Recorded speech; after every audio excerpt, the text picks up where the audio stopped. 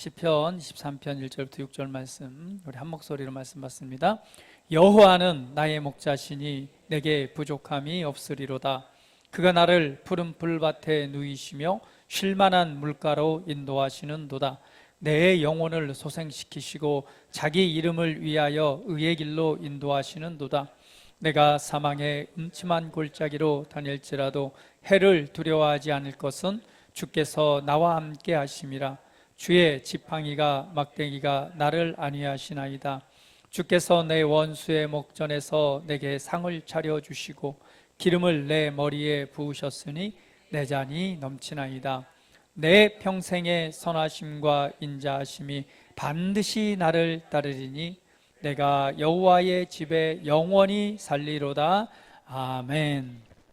할렐루야. 주의 이름을 송축합니다. 아침에 잠깐 또 차를 마시면서 얘기를 했는데요. 우리 장 목사님께서 살이 많이 쪘다고, 그래서 우리가 신성한 건강의 은혜를 누리기 위해서는요, 우리가 신성한 건강을 기업으로 받았기 때문에 먼저는요, 살을 빼야 됩니다. 그리고 살을 빼기 위해서는요, 다른 것보다 첫 번째 먹는 것이 중요합니다. 그리고 두 번째는요, 우리 적당한 운동을 통해서 이 관리하는 게 필요합니다. 그러면 먹는 것에 있어서는 우리 지난주에도 말씀을 좀 나누면서 함께 했잖아요. 묵상하듯이 특별히 탄수화물 양을 좀, 밥을 좀 줄이시고 좀 30번 이상 씹어서 좀 넘겨보세요. 그랬더니 장 목사님 하신 말씀이, 아유, 밥이 얼마나 맛있는지 그게 잘 안 돼요. 밥이 너무 맛있대요.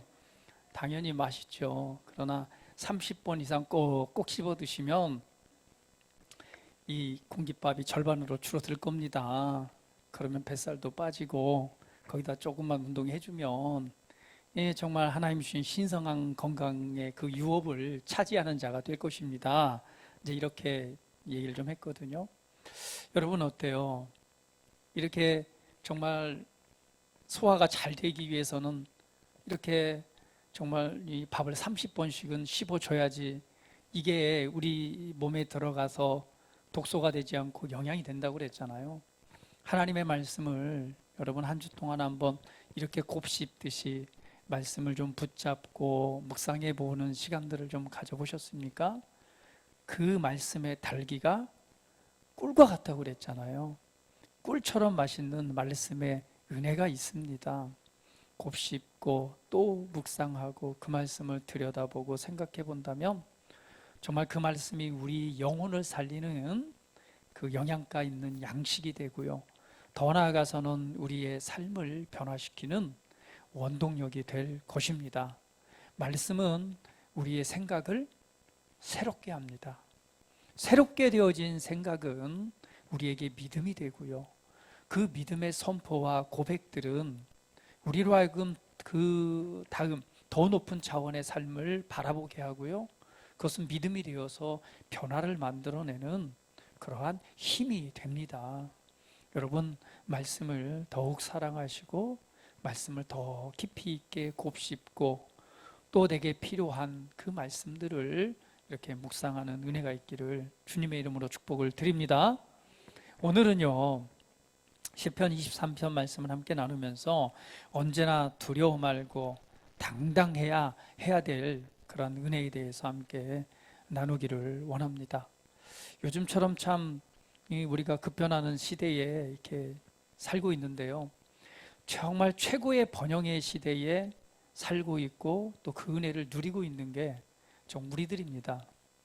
정말 우리 대한민국은 정말 세계적으로 볼 때 정말 그 사례를 뽑아볼 수 없는 정말 그런 번영을 이룬 나라잖아요. 그런 발전을 이룬 나라고, 일본의 치하에 있다가 독립이 되고 그리고 6.25 전쟁을 겪은 이후에 폐허가 됐잖아요.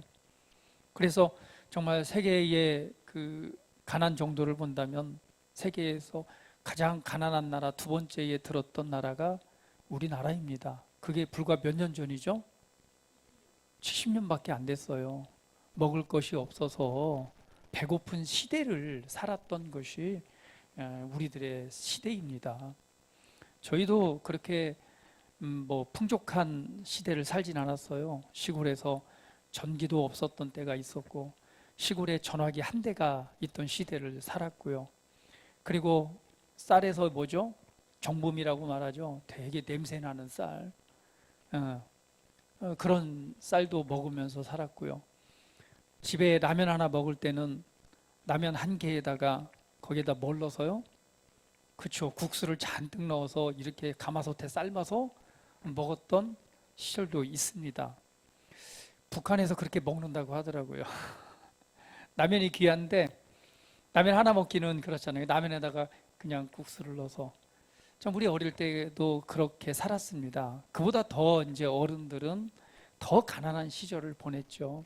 그런 시절이 지나가고 정말 하나님께서 우리나라 가운데 큰 은혜를 베푸셔서 이 산업화에 성공한 나라가 됐죠. 강력한 지도자의 리더십과 그걸 뒷받침하고자 했던 많은 기성 세대들의 수고와 헌신을 통해서 어떻게 보면 지금의 발전하는 국가를 이뤘습니다. 그런데 참 안타까운 것은 정치의 현실들을 보면 좀 싸그리 잡아다가 그냥 어디 감옥에다 떠뒀으면 좋겠어요. 어찌 그리 이 국가와 민족과 그리고 앞으로 미래를 생각하는 것보다는 자기 눈앞에 있는 그 권력을 차지하고자 그냥 싸우고 다투는 모습을 보면 너무나 한심하게 그지없고요. 정말 이런 걸 볼 때 너무 안타까운 그런 모습을 보게 됩니다. 국민들은 선진화돼 가는데 정치는 그렇지 못한 것 같아서 너무나 안타까워요. 그런 현실 속에서 여러분 아시다시피 계속 지구의 온난화를 통해서 심각한 그 기후 변화를 우리가 경험하고 있죠. 이것들을 볼 때는 정말 주님이 오실 날이 좀 가까이 왔나, 정말 가까이 왔다라는 생각을 해보게 됩니다. 우리나라에서도 지금 잠깐의 장마 비로 인해서 많은 재산과 인명 피해가 있었잖아요. 이러한 일들은 앞으로 더 많이 발생하게 될 것입니다. 그나마 우리나라는 적은 편이에요. 세계의 그 뉴스들을 한번 실제 일어난 일들을 보면 정말 놀랍습니다. 어떻게 이런 일이, 정말 사람들이 볼 때 이거 정말 지구 망하는 거 아니야? 라는 생각이 들 정도의 그런 기후 변화와 또 홍수, 뭐 기타 이런 경험들을 하고 있습니다. 우리가 지금 그런 시대에 살고 있죠. 그러나 반대로 또 문명은 계속 발달해 가고 있죠. 가장 이슈가 되는 것이 AI의 발전입니다. 그리고 로봇의 발전들이 급속하게 이루어지고 있습니다. 우리가 이런 시대를 바라보면서 변화에 적응하는 것도 참 힘든 시대에 살고 있지만 하나님께서 우리가 이러한 시대에 살게 하신 것은 또 이 시대에 하나님의 나라와 복음이 필요하고 저와 여러분이 필요하기 때문인 줄 압니다. 그런 삶 속에서 우리가 걱정과 염려하고 또한 때로는 두려워할 것이 아니라 오늘 하나님을 믿는 믿음 안에서 우리가 어떻게 생각하고 또 어떤 위치에서 살아가야 될 것인가 라고 하는 부분을 우리가 분명히 붙잡아야 될 필요가 있습니다. 우리가 오늘의 말씀을 통해서 다시 한번 그 은혜를 되짚어보고 또 말씀을 붙잡는 시간이 됐으면 좋겠습니다. 시편 23편의 1절에 이렇게 말씀하죠. 여호와는 나의 목자시니 내게 부족함이 없으리로다. 오늘 다윗의 시입니다. 다윗은 어떤 인물인가요? 우리가 정말 이스라엘에 있어서 가장 위대한 왕이다라고 한다면 다윗 왕을 뽑을 수가 있습니다. 왜냐하면 다윗의 시대에 가장 또 번영을 했고요. 다윗은 바로 솔로몬 그 아들에 이어서 번영 국가를 이룰 수 있는 그 기틀을 마련했던 것이 다윗 왕이죠. 그러나 다윗 왕의 그 인생을 보면 그렇게 평탄하고 좋은 것만은 아니었습니다. 하나님 앞에 선택을 받고 사울 왕에 이어서 기름 부음을 받아서 왕으로 지명을 받게 되죠. 그 이후에 어때요? 사울 왕의 미움을 받아서 죽을 고비를 넘겨가면서 피해 다니고 갖은 고초를 겪게 됩니다. 다윗 왕은 하나님 앞에서 믿음으로 말미암아 이 골리앗을 이긴 위대한 소년이기도 했잖아요. 그러나 그 이후의 삶의 여정들을 보면 참 많은 어려움들을 경험하고 그리고 결국에는 이 수많은 전쟁을 통해서 많은 피를 흘리게 되죠. 그리고 이 나라를 통일하고, 그리고 하나님의 성전을 지을 수 있는 그 모든 기틀을 마련한 왕이 다윗 왕입니다. 그런데 그 다윗이 오늘 이 시편 23편의 그 인생을 돌아보면서 기록했을 때, 하나님은, 여호와 하나님은 나의 목자시니 내게 부족함이 없으리로다라는 고백을 합니다. 할렐루야. 그 평생에 있어 우리가 그걸 다 알 수는 없어요. 그때의 감정, 여러분, 그 어려움을 겪어본 사람만이 그것을 압니다. 가난을 경험해 본 사람이 그 가난의 그 괴로움과 아픔을 압니다. 많은 핍박이나 때로는 이 폭행을 당해본 사람이 폭행의 아픔도 아는 거예요. 상처를 받아본 사람이 그 아픈 상처를 아는 것입니다. 우리가 다윗이 그 인생 가운데 얼마나 많은 어려움들이 있었는가라고 하는 부분을 우리가 다 이해할 수는 없지만, 저나 여러분이나 인생을 살아가면서 각자가 또 당하는 어려움과 힘든 점들이 분명히 있을 것입니다. 마음으로 힘들고 육체적으로 힘들기도 하고, 때로는 환경적으로 인해서 수많은 번뇌를 통해서 힘든 점도 있을 것입니다. 그러나 그런 모든 인생의 과정들을 돌아볼 때의 결론은 뭐냐면, 하나님, 그분은 나의 목자이시기 때문에 내게는 부족함이 없다라는 고백입니다. 할렐루야. 여러분, 목자라고 하는 단어는 나라고 하는 단어인데요, 이 단어는 풀을 뜯기다, 먹이다, 사귀다, 친구가 되다라는 의미입니다. 여호와는 나의 목자이시니, 그러니까 그분은 나를 뭐하는 것? 먹이시는 분이고, 또 더 나아가서는 뭐냐면 그분은 나의 가장 친근한 친구가 되어주신 분이다라는 얘기예요. 이게 목자라는 의미입니다. 여호와는 나의 목자시니, 그분은 나를 먹이시면서 그 하나님께서는 뭐가 되고 나의 친구가 되어주시고. 할렐루야. 여러분, 하나님은 우리의 목자가 되십니다. 그 목자이신 예수님, 하나님께서 독생하신 아들을 보내셨는데 그분이 바로 예수 그리스도이십니다. 예수님께서는 우리의 진짜 목자가 되시죠. 요한복음 10장 11절 말씀 같이 한번 읽어보겠습니다. 같이 읽어볼게요. 시작. 나는 선한 목자라. 선한 목자는 양들을 위하여 목숨을 버리거니와. 예수님께서는 이렇게 말씀하십니다. 나는 선한 좋은 목자다. 그런데 이 좋은 목자는 왜 좋은가라고 했더니, 양들을 위해서 목숨을 버릴 수 있기 때문에 좋은 목자라는 거예요. 양들을 살리기 위해서, 양들을 구원하기 위해서, 양들을 보호하기 위해서 무엇을 내놓은 거예요? 자기 자신의 목숨을 버릴 수 있기 때문에 나는 선한 목자는. 반대로 뭐예요? 악한 목자는 뭐예요? 오히려 양들을 버리고, 양들을 죽이고 양들을 해하는 것이 즉 반대이겠죠. 그러나 예수님께서는 나는 선한 목자라. 선한 목자는 양들을 위해서 목숨을 버리는 자다. 그러면서 예수님께서는 이렇게 말씀하신 것처럼 누구를 위해서? 그 양들을 위해서 실제로 자기 목숨을 버리시죠. 저와 여러분은 양들입니다. 할렐루야. 저와 여러분은 양들입니다. 예수님께서는 우리의 친구가 되어주셨고, 저와 여러분의 선한 목자가 되십니다. 그 목자라는 증거가 바로 뭐냐면, 그분께서는 우리를 살리기 위해서 나 대신에 죽음의 길을 선택하신 것입니다. 그 길은요, 누가 강제로 그 죽음의 자리로 끌고 간 것이 아닙니다. 예수님께서는 선한 목자이기 때문에 양들을 위해서 스스로 그 선택을 하신 거예요. 그것이 바로 십자가의 고난의 자리고 십자가의 죽음의 자리입니다. 무엇을 바라봤기 때문에요? 바로 선한 목자로서 양들에게 새로운 생명과 새로운 삶을 주시기 위해서 그분은 대신 그 길을 선택하신 것입니다. 사실은 그 죽음의 자리에 누가 있어야 되는 거예요? 맞아요. 저와 여러분이 사실은 그 자리에 죽어야 되는 거예요. 죽음의 자리, 영원한 심판, 그 진노의 자리에 있어야 될 건 누구냐? 저와 여러분입니다. 무엇으로 인해서? 죄로 인해서요. 심판받을 자리에 있어야 되지만 예수님께서는 우리에게 선한 목자, 우리를 먹이시고 우리를 살리시고 우리에게 진짜 친구가 되어주시고자 그분께서는 대신 그 죽음의 자리를 선택하신 거예요. 이렇게 말씀하는 거죠.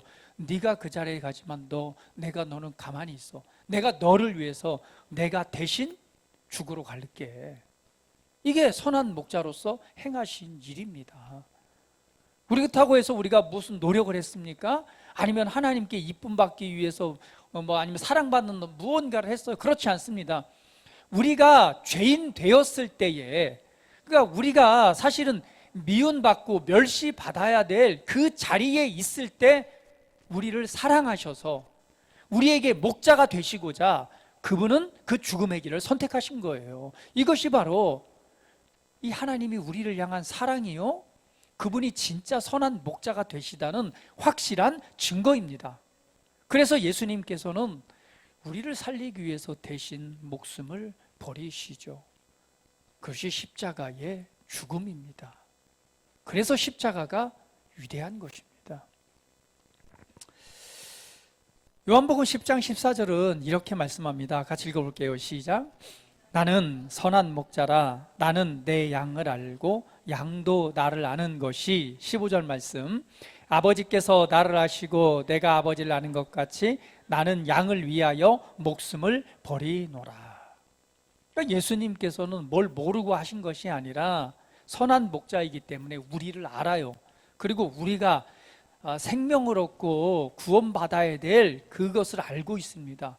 그렇기 때문에 나는 내 양을 위해서 내가 스스로 목숨을 버린다라고 표현한 거예요. 스스로 자기 목숨을 내놓으신 거죠. 할렐루야. 우리는 그 은혜를 받은 자들입니다. 세상에 가장 중요한 게 뭔가요? 맞습니다. 목숨이죠. 여러분이 이 땅에 살아가는 동안, 세상에 사는 동안 안 죽은 사람은 아무도 없어요. 다 죽습니다. 부자도 죽고요, 가난한 자도 죽고요, 성공한 사람도 죽고, 슬프고 아픈 경험을 했던 사람도 다 죽습니다. 누구나 공평해요. 예. 무엇이 중요합니까? 사실은요, 내가 지금 쓰고 있는 것, 가지고 있는 것, 내가 소유하고 있는 집, 아니면 내가 소유하고 있는 내가 사랑하는 그 모든 것들, 지금 내게 필요해서 먹고 마시는 모든 것들, 내가 이 순간이요, 이 목숨이 끊어지고 하나님의 부르심을 따라서 이 육신을 떠나가면 그것이 누구 것이 돼요? 아무것도 아닌 것입니다. 그래서 솔로몬이 말하잖아요. 헛되니 모든 것이 헛되도다. 내가 이 세상에 살아가는 동안에 필요한 것들입니다.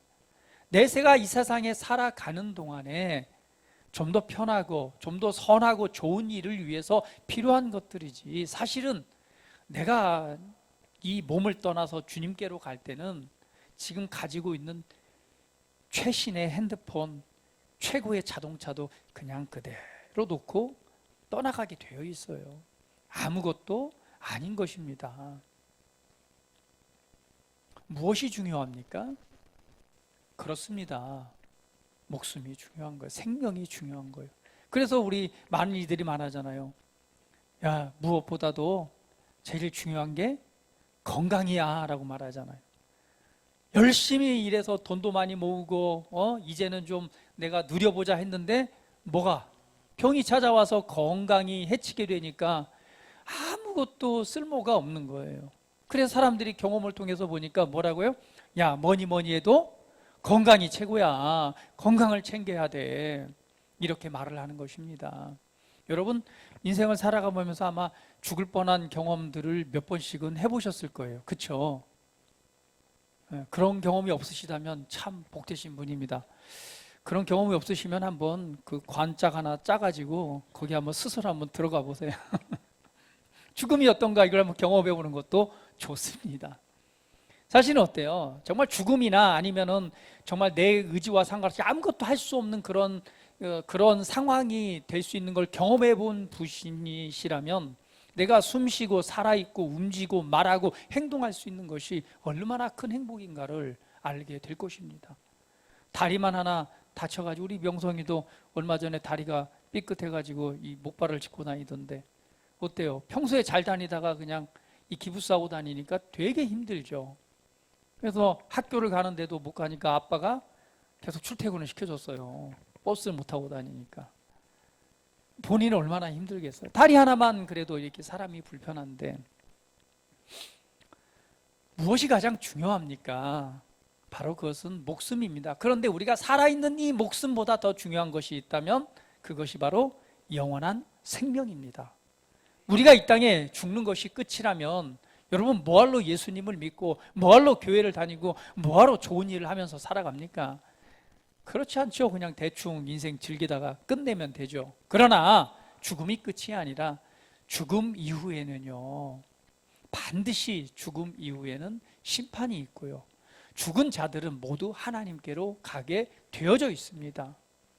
그래서 우리가 이 땅에서 우리 몸에서 육신이 우리의 영혼이 떠나가는 것이 진짜 끝이 아니라 바로 죽음 이후의 그 세계에서 영원한 심판을 받느냐, 아니면 그분의 은혜를 통해서 그분의 사랑의 나라에 들어가느냐, 이거에 대한 차이인 것입니다. 무엇이 중요합니까?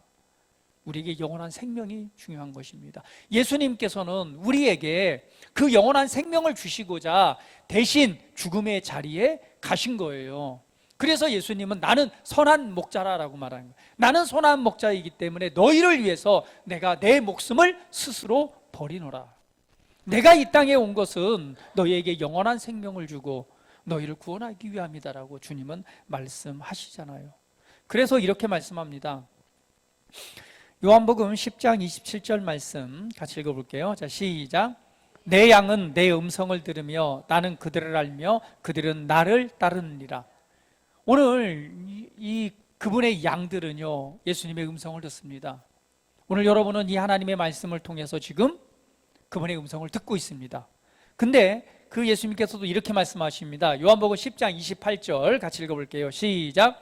내가 그들에게 영생을 주노니 영원히 멸망하지 아니할 것이요 또 그들을 내 손에서 빼앗을 자가 없느니라. 할렐루야. 예수님께서 내가 양들은 내 음성을 듣고 나를 따른다고 그랬어요. 예수님께서는 그 양들을 위해서 양들에게 생명을 주기 위해서 자기 자신의 목숨을 버린다고 했습니다. 그런데 바로 그 말을 듣고 그를 따르는 자, 그들에게 영생을 준다고 그랬습니다. 할렐루야. 영생은 영원한 생명입니다. 예수님께서는 우리에게 영원한 생명을 주기 위해서 이 땅에 오셨습니다. 그 영원한 생명이 뭐냐? 바로 하나님의 생명입니다. 우리 한번 옆 사람에게 축복합니다. 당신 안에 하나님의 생명이 있습니다. 또 고백합니다. 그 생명은 영생하는 생명입니다. 할렐루야. 예수님을 믿을 때에 우리는 그분의 생명으로 거듭납니다. 그분의 생명을 소유한 자는 죽음이 아닌 거예요. 할렐루야. 살아서 예수님은 나는 부활이요 생명이니 나를 믿는 자는 영원히 살겠고 살아서 나를 믿는 자는 영원히 죽지 아니하리라. 그분은 생명이십니다. 우리에게 생명을 주시기에 왔고 저와 여러분은 예수님을 믿음으로 말미암아 바로 그 생명을 소유한 자가 된 거예요. 그 생명이 있기 때문에 우리는요, 이 육신을 떠날 때도 영원한 생명의 안식에 들어가는 것입니다. 그리고 주님이 약속하신 것처럼 내가 다시 오겠다고 약속하셨잖아요. 그분이 이 땅에 오실 때에 저와 여러분은 그 생명을 통해서 부활의 몸으로 거듭나게 됩니다. 할렐루야. 부활의 몸으로 다시 살아나게 됩니다. 그리고 주님 앞에 서서 이 땅에서 행한 대로 그 상을 받을 것입니다. 할렐루야. 그래서 우리는 이 땅에서요, 주님을 위해서 무언가는 해야 됩니다. 사랑하시는 그 주님께서 나를 이 땅에 보내신 이유와 목적이 있을 거 아니에요. 나를 향한 계획이 있잖아요. 여러분 평생 이제 우리 모두는 뭐 언제 갈지는 모르겠지만 가장 좋은 복된 인생은요, 하나님이 주신 생명만큼 건강하게 살다가 나를 향한 하나님의 뜻을 이루고 가는 것이 가장 복된 인생입니다. 그런데 참 그렇지 못한 세상에 살다 보니까 언제 죽을지 모르겠어요. 그러나 그 가운데서도 여러분을 지키시고 보호하시고 함께 하시는 은혜가 있기를, 함께 하신 은혜가 있음을 믿고 하나님께서 주신 그 모든 부르심을 이루고 주님을 만나는 은혜가 있기를 예수님의 이름으로 축복을 드립니다. 그래서 이 땅 가운데 살아가는 동안 내 남은 생애를 한번 계수해 보면서 내가 하나님을 위해서, 내가 이제 영원한 안식, 나의 집에 들어갈 그날을 사모하면서 내가 이 땅에서 하나님의 나라를 위해서 내가 할 수 있는 일이 무엇일까? 한 번쯤은 우리는 고민해 봐야 됩니다.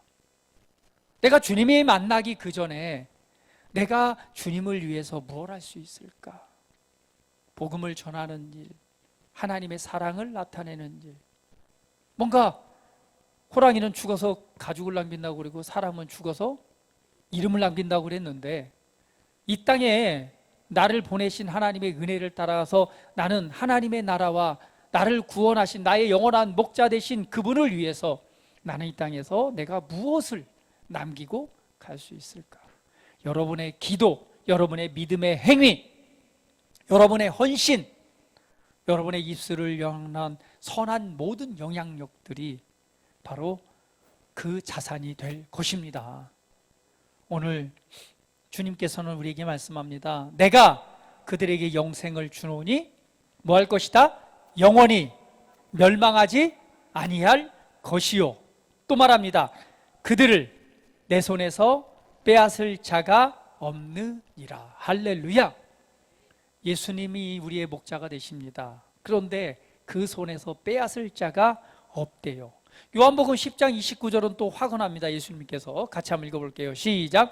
그들을 주신 내 아버지는 만물보다 크심에 아무도 아버지 손에서 빼앗을 수 없느니라. 할렐루야.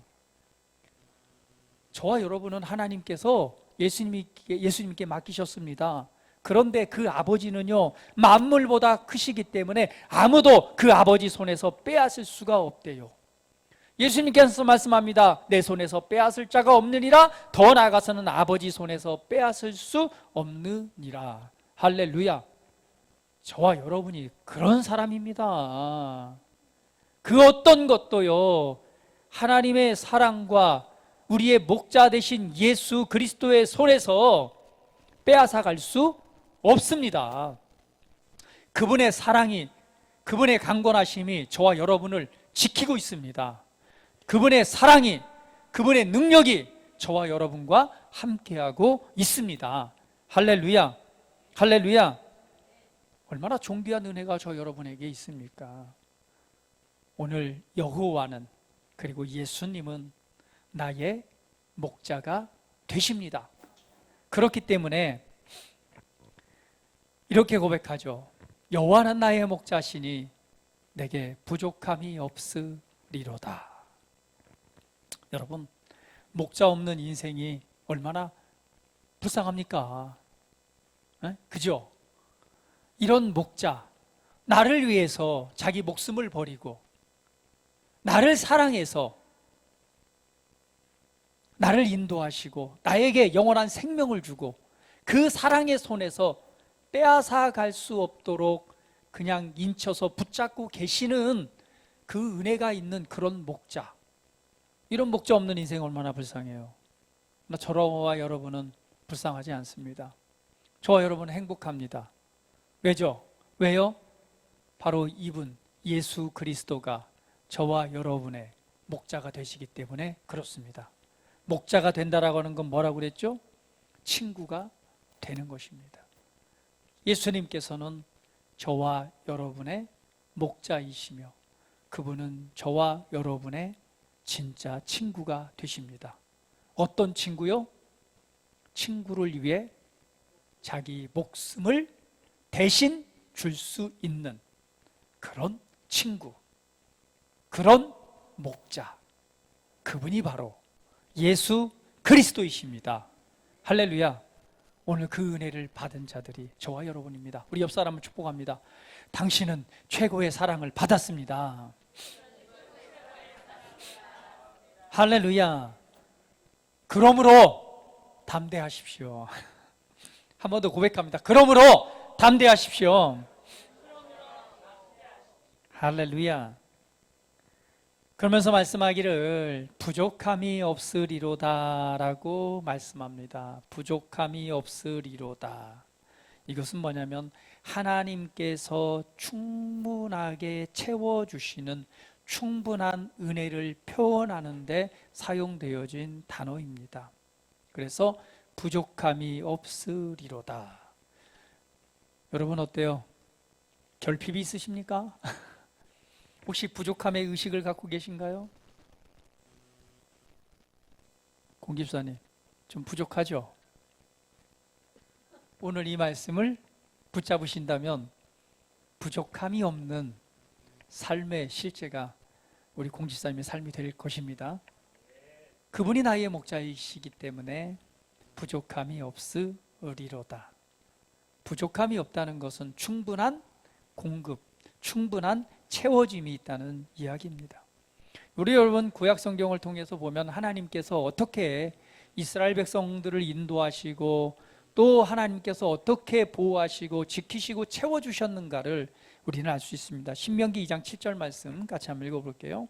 자, 시작.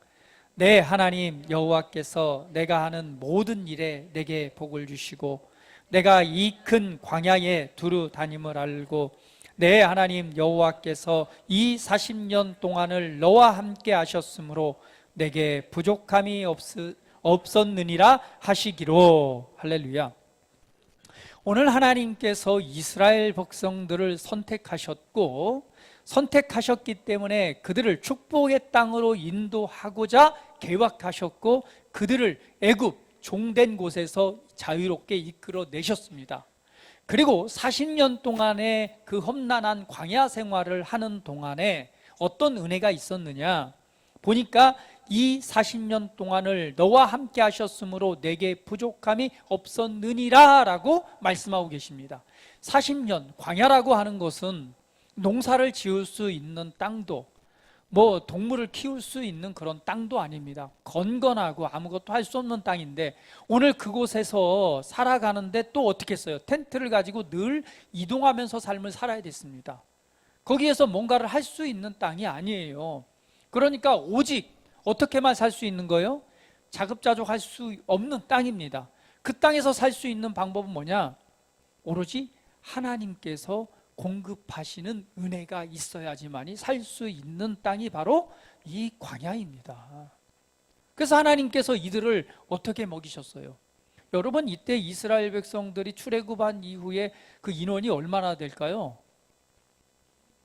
예? 실제 인원이 어느 정도 될까요? 대략 계산해 봤을 때 원래 60만이니까 이걸 따져보고 남자 여자 아이들까지 하면 대략 한 200만 명 이상이 될 거라고 예상을 합니다. 그 200만 명의 무리가 광야에서 살아간다는 것, 물도 없어요. 그리고 이 사막과 같은 땅이라 농사를 지을 수도 없습니다.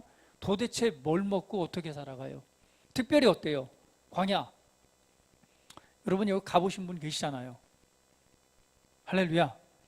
저와 장로님은 성지순례 동기입니다. 그래서 같이 이집트도 갔다가 요르단도 갔다가 이스라엘도 갔다가 출애굽 여정을요 한 바퀴 그대로 돌아봤어요.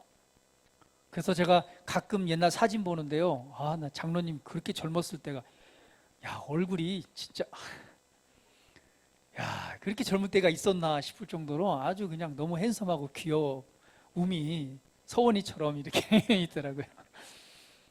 그 광야 낮에는요 너무 뜨거워서 머리가 벗겨질 정도고요, 밤에는요 추위에 견딜 수가 없습니다.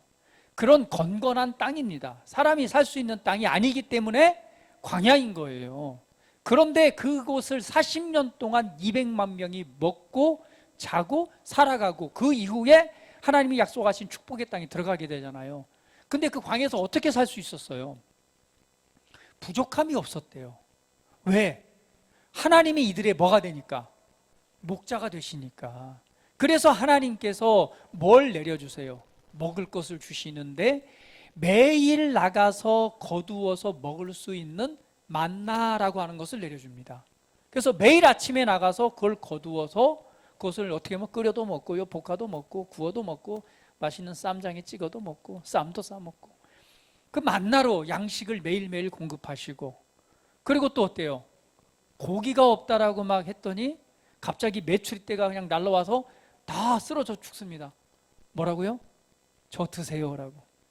그래서 메추리를 그때 잘 벗겨가지고 기름에 튀겨서 먹었던 것이 바로 치킨의 원조가 되는 거죠.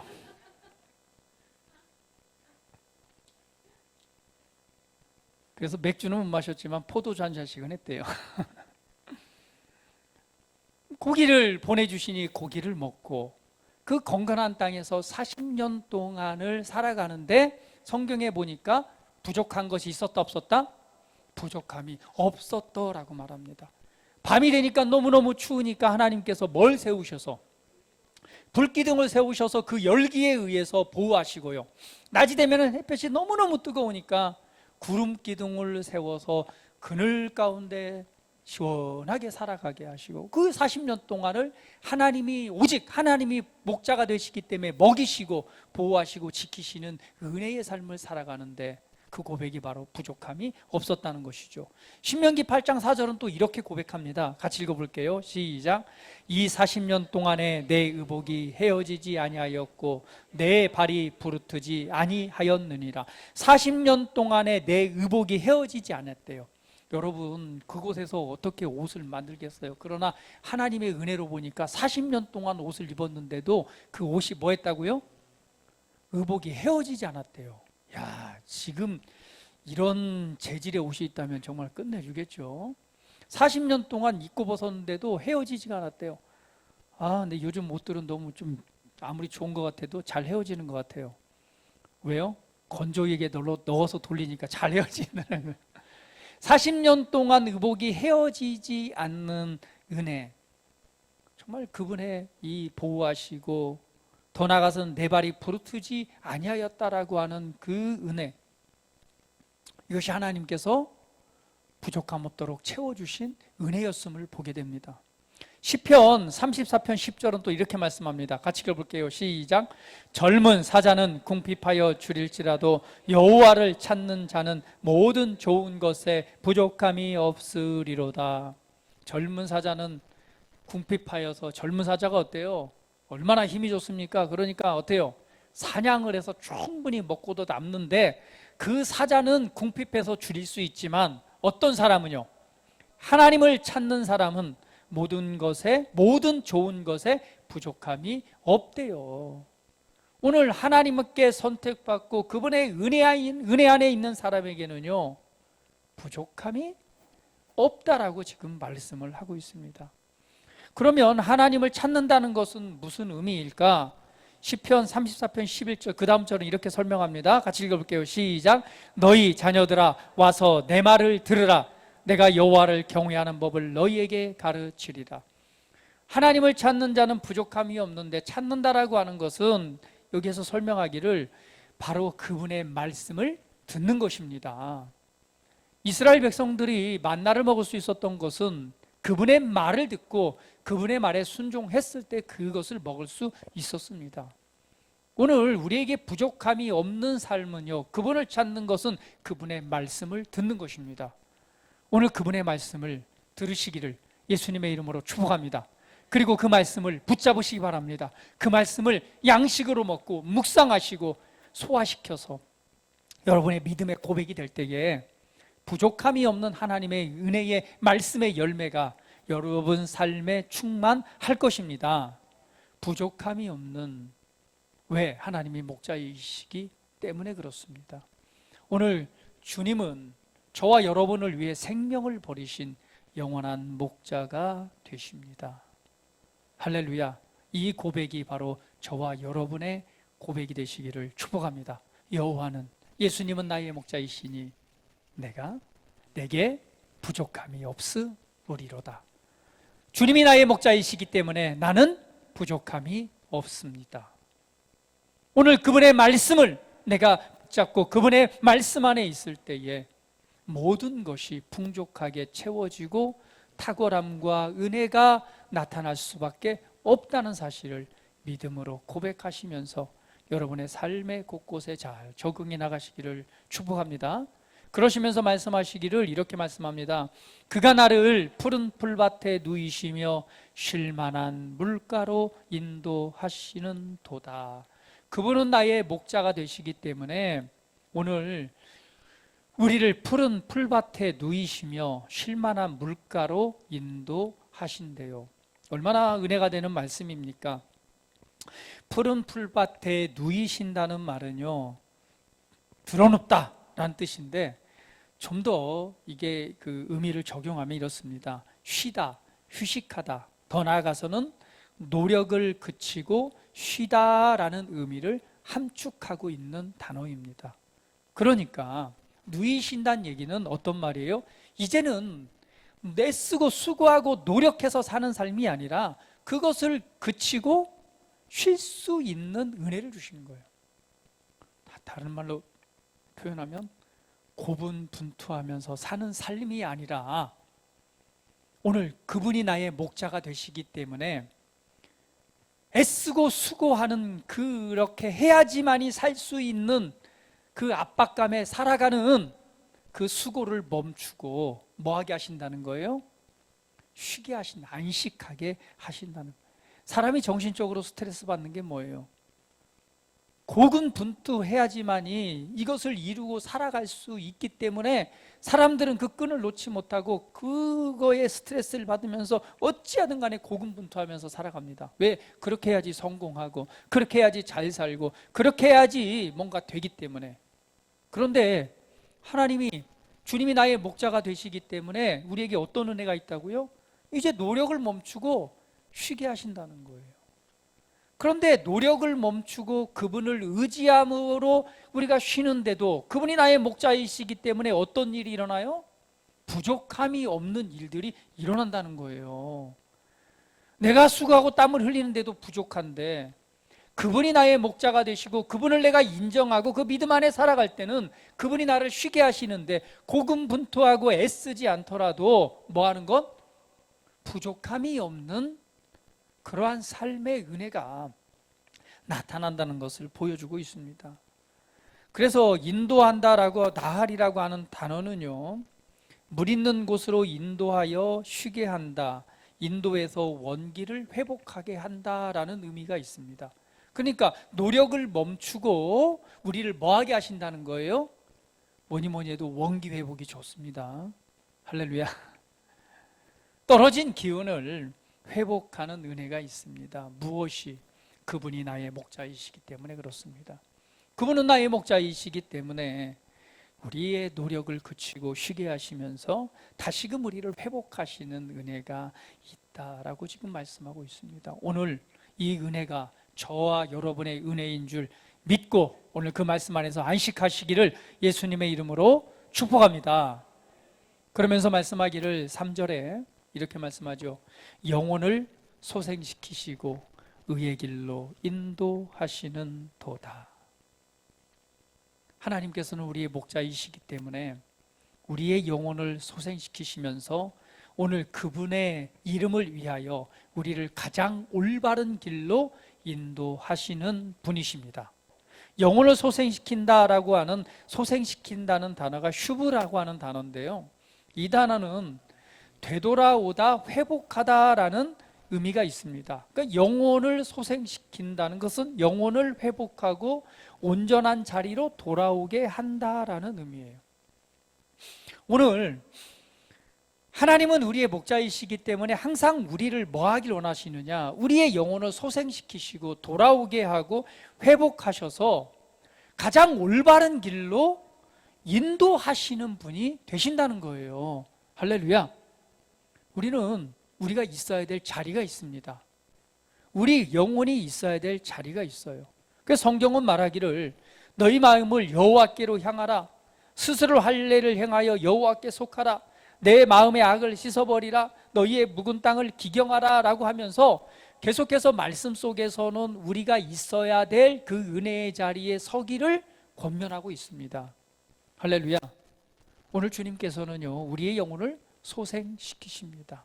소생시킨다는 것은 회복하고 돌이키는 것입니다. 여호수아 24장 23절 말씀 같이 읽어볼게요. 시작. 여호수아가 이르되 그러면 이제 너희 중에 있는 이방 신들을 치워버리고 너희의 마음을 이스라엘의 하나님 여호와께로 향하라 하니. 이게 뭐예요? 여호와께로 돌이켜라. 소생된다라고 말한 것은 돌이키는 것입니다. 돌아오는 것이고 회복하는 것이고, 우리의 마음들이, 우리의 영혼이 소생된다라고 하는 것은 하나님을 향한 우리의 마음에 대한 회복입니다. 오늘 예수님은 여러분의 목자가 되십니다. 하나님은 여러분의 아버지가 되십니다. 오늘 하나님과의 이 교제의 끈이 어디에 있습니까? 여러분의 마음은 어딜 향해 있습니까? 여러분의 소망은 어딜 향해 있습니까? 이 땅에 눈에 보이는 것이 아니라 우리의 영원한 아버지가 되시는 그 하나님을 향해 우리의 마음이 향해 있어야 되는 것입니다. 그것이 바로 뭐예요? 영혼이 소생되는 것입니다. 예레미야 4장 4절을 이렇게 말씀합니다. 같이 읽어볼게요. 유다인과 예루살렘 주민들아, 너희는 스스로 할례를 향하여 너희 마음 가죽을 베고 나 여호와께 속하라. 마음의 굳은 가죽을 베고 여호와께 속하라. 결국은 무엇을 의미합니까? 우리 영혼의 회복은요, 주님을 향해 우리의 마음이 향해야 됩니다. 우리의 마음의 중심에 지금 무엇을 향해 있는가? 오늘 우리 마음이 그렇지 않다면 마음의 굳은 가죽을 베어내래요. 마음이 굳어진 것이죠. 굳어진 가죽을 베어내고 우리의 마음이 주께 향하도록 하는 것, 이것이 바로 영혼에 대한 회복입니다. 그런데 하나님께서는 오늘 우리를 사랑하시고 오늘 우리의 목자가 되시기 때문에 우리의 영혼을 소생 회복하여서, 그리고 자신의 이름을 위해서 우리를 가장 올바른 길로 인도하시는 분이라는 것입니다. 다시 한번 우리 고백합니다. 주님은 나의 목자가 되십니다. 주님은 나를 회복하시는 분입니다. 주님께서는 나를 의의 길로 인도하십니다. 우리 인생을 향한 가장 올바른 길로 주님은 우리를 이끌어 주십니다. 오늘 우리가 그분의 음성에 귀 기울이고 그분을 향해 마음이 있다면 우리를 향하신 가장 올바른 길들을 우리는 찾게 될 것이고 발견하게 될 것이고, 그것을 선택할 수 있는 믿음 또한 주님께서 우리 안에 주실 것입니다. 오늘 그 은혜를 따라 거둘 때에 우리는 소생 회복되어지고 또한 그 은혜를 누리게 될 것입니다. 그러므로 이렇게 말씀하죠. 내가 사망의 음침한 골짜기를 다닐지라도 해를 두려워하지 않을 것은 주께서 나와 함께 하심이라. 주의 지팡이와 막대기가 나를 안위하시나이다. 사망의 음침한 골짜기, 죽음과, 그러니까 어떠요? 죽음의 골짜기니까 죽음이 엄습해 온다는 것만큼 두려운 상황이 없겠죠. 정말 최악의 상황일 것입니다. 때로는 질병이, 때로는 환경이, 어떤 상황이 됐던 간에 그 사망의 음침한 골짜기라고 하는 것은 죽음 앞에 두려워진 가장 열악한 상황일 것입니다. 그런데 그런 곳을 내가 걸어갈지라도 해를 두려워하지 않는 것, 해 받을 것, 악한 일이 내게 일어날 것을 두려워하지 않는 것은 주님께서 나와 함께 하시기 때문입니다. 왜? 그분은 나의 목자가 되시기 때문입니다. 여러분, 주님이 나와 함께 하시고 그분이 나의 목자가 되시는데 우리가 두려워할 게 무엇이 있겠습니까? 삶의 어떤 어려움, 도전들이 오고 사망의 음침한 골짜기와 같은 곳을 걷게 될 수 있는 그런 환경이 올지라도 우리가 두려워할 것이 뭐가 있나요? 그분이 나와 함께 하시고 그분이 나의 목자가 되시는데, 나를 살리기 위해 자신의 생명을 버리신 그 은혜를 이루신 주님이 나의 목자가 되시는데 우리가 두려워할 게 무엇이 있겠습니까? 당당하십시오. 주님께서는 말씀합니다. 요한복음 14장 16절 말씀. 내가 아버지께 구하겠으니 그가 또 다른 보혜사를 너희에게 주사 영원토록 너희와 함께 있게 하리니. 17절 말씀 읽어봅니다. 그는 진리의 영이라 세상이 능히 그를 받지 못하나니 이는 그를 보지도 못하고 알지도 못함이라. 그러나 너희는 그를 아나니 그는 너희와 함께 거하시며 너희 속에 계시겠음이니라. 하나님께서 주님께서 우리의 목자가 되시는데 홀로 내버려 두지 아니하고 하나님의 영을 보내시는데 그분 진리의 영이 어디에 계신다고요? 저와 여러분 안에 함께 계신대요. 그 하나님이 나와 함께 하시는데 우리가 두려워할 이유가 어디 있습니까? 어떤 상황이든 사망의 음침한 골짜기에 있을지라도 우리는 뭐 할 수 있어요? 당당하시기를 바랍니다. 할렐루야. 누구를 대면하던 어떤 사람을 만나던 아니면 사업 관계상 누구를 만나던 쫄지 마십시오. 하나님이 나의 목자이시고 그분이 공급하지 않으면 안 되는 거, 그분이 공급하시면 되는 것입니다. 그러므로 당당하십시오. 담대하십시오. 그 당당함이 우리 안에 있어야 됩니다. 왜? 그분이 나의 목자시니까. 그런데 그분이 나와 함께 하시니까 어떻게? 진리의 영으로 저와 여러분 안에, 내 안에 나와 함께 계시기 때문에 그렇습니다. 로마서 8장 15절은 이렇게 말씀합니다. 같이 한번 읽어볼게요. 시작. 너희는 다시 무서워하는 종의 영을 받지 아니하고 양자의 영을 받았으므로 우리가 아빠, 아버지라고 부르짖느니라. 16절 말씀. 성령이 친히 우리의 영과 더불어 우리가 하나님의 자녀인 것을 증언하시나니. 할렐루야. 양자의 영을 받았고 하나님의 자녀인 것을 증언하고 계십니다. 그런데 무엇이 두렵고 우리가 당당하지 못할 이유가 어디 있습니까? 하나님의 자녀로서 그분이 나의 목자이시니까 여러분 담대하시고 당당하십시오. 어떤 상황이든 어떤 문제든 어떤 질병이 내게 도전해 오더라도 당당하십시오. 두려워하지 마시고 오늘 그분이 나의 목자가 되시고 나와 함께 하십니다. 자, 마지막으로 로마서 8장 30절 읽어봅니다. 시작. 또 미리 정하신 그들을 또한 부르시고 부르신 그들을 또한 의롭다 하시고 의롭다 하신 그들을 또한 영화롭게 하셨느니라. 골든 체인절이라고 합니다. 오늘 하나님께서 우리를 정하셨고요, 부르셨고 의롭게 하셨고 저와 여러분을 영화롭게 하셨습니다. 그러면서 바로 이어서 말합니다. 31절 말씀 같이 읽어볼게요. 시작. 그런즉 이 일에 대하여 우리가 무슨 말 하리요? 만일 하나님이 우리를 위하시면 누가 우리를 대적하리요? 하나님이 우리를 선택하시고 부르시고 의롭게 하시고 영화롭게 하셨는데 이 일에 대해서 누가 어떤 말을 할 수 있겠느냐 이 말이에요. 하나님이 여러분을 선택하셨습니다. 부르셨습니다. 의롭게 하셨고 영화롭게 하셨는데 누가 이 일에 시비 걸 수 있냐 이거예요. 그러면서 말씀하기를 하나님이 우리를 위하시면 누가 우리를 대적하겠느냐. 여러분 담대하십시오. 히브리서 13장 6절 마지막 말씀 보겠습니다. 시작. 그러므로 우리가 담대히 말하되 주는 나를 돕는 이시니 내가 무서워 아니하겠노라. 사람이 내게 어찌하리요 하노라.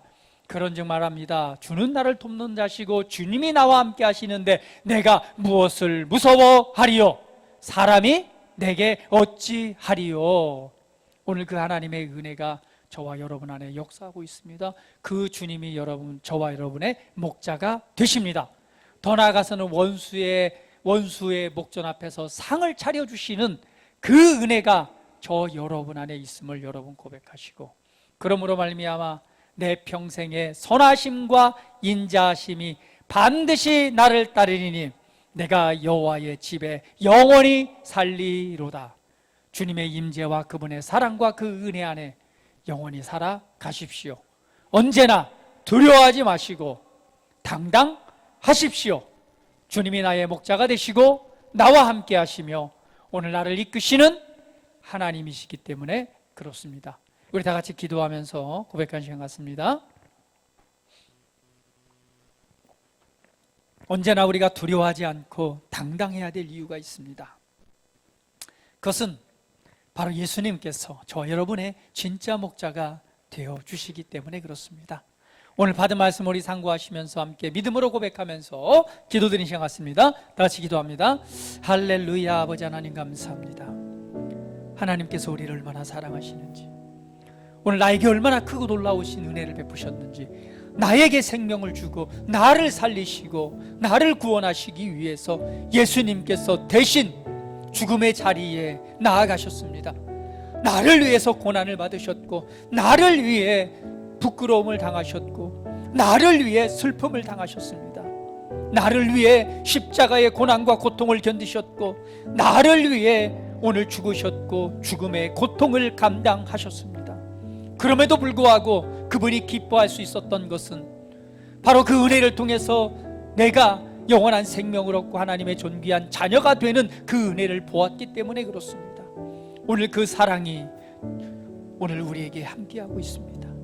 그분이 나의 목자가 되어주시고 나의 친구가 되어주십니다. 그러므로 나는 오늘 두려워하지 않습니다. 그러므로 나는 이 땅 가운데 더욱 당당할 수 있습니다. 왜냐하면 하나님의 자녀이기 때문에 그렇습니다. 오늘 내 평생에 주님의 선하심과 그 인자하심이 반드시 나를 따르리니 내가 여호와의 집에 영원히 살리로다.